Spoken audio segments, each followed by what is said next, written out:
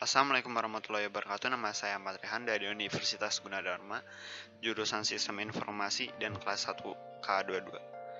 Kali ini saya ingin membahas tentang hubungan antara individu, keluarga, dan masyarakat mengenai perkembangan diri dan pembentukan sikap.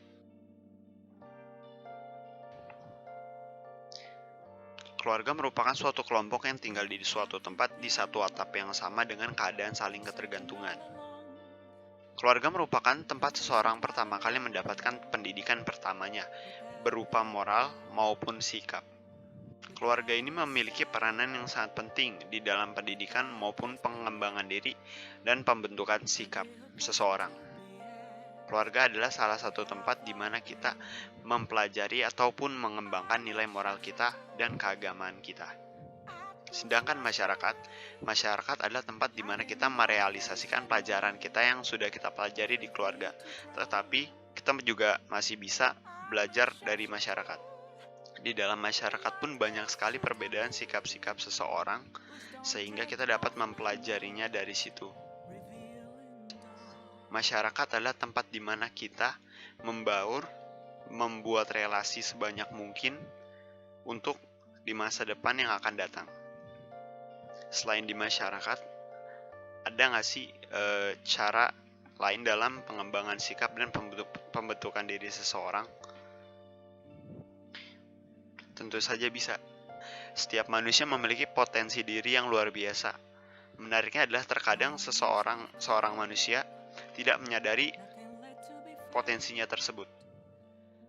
Kayak misalnya ada orang yang jago ngomong, jago berpidato, jago mungkin main game, atau mungkin pun matematika yang lainnya lah, banyak. Dan terkadang kita denial bahwa kita mempunyai potensi tersebut. Terus selanjutnya adalah buatlah tujuan hidup sendiri. Kenapa kita harus membuat tujuan hidup? Agar hidup kita tertata rapi, sehingga kita bisa tahu kemana kita akan menuju. Jadi kita tidak melenceng-lenceng, kita tuh jadi kayak punya jalurnya gitu loh.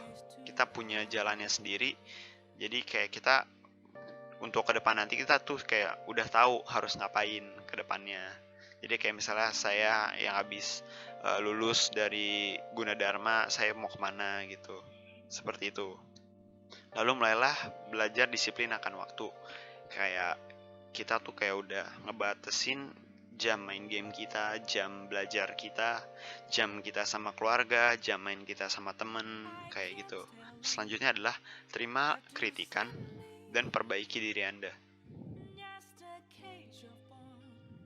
Dengan cara itu, Anda bisa mengembangkan sikap Anda dan perkembangan diri Anda. Jadi kita tuh kayak emang sebenarnya kritikan tuh memang ada yang menjatuhkan dan ada yang membangkitkan juga kan. Jadi kayak kita tuh siap, ada orang yang mau kritikin kita ya biarin aja, cuman kita ambil yang positifnya aja buat kita. Selanjutnya adalah mencoba hal baru. Maksudnya tuh gimana sih? Maksud mencoba hal baru tuh kayak kita tuh kayak di kuliah atau di tempat main kita tuh kayak jangan gitu-gitu aja. Kita kayak coba hal baru, kayak misalnya kalau di kampus tuh kita ikutan mungkin kayak ikut himpunan mahasiswa, mengikuti kegiatan UKM.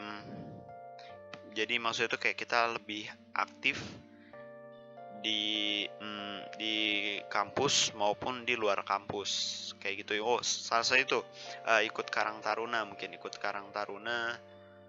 ya mungkin itu saja. Selanjutnya adalah kategori keluarga dan masyarakat yang menunjang SDM. Kalau menurut saya sih kurang lebih seperti ini. Keluarga berpendidikan dan masyarakat pendidikan.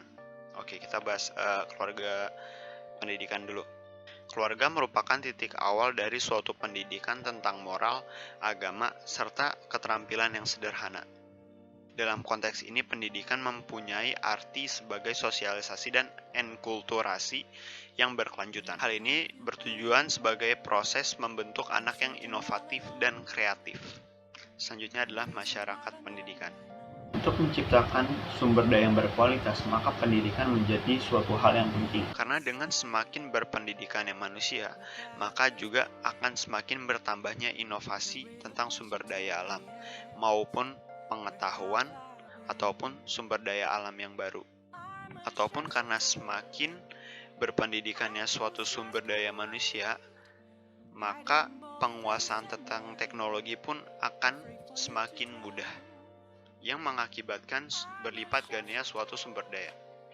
Mungkin itu saja dari saya. Terima kasih. Wassalamualaikum warahmatullahi wabarakatuh.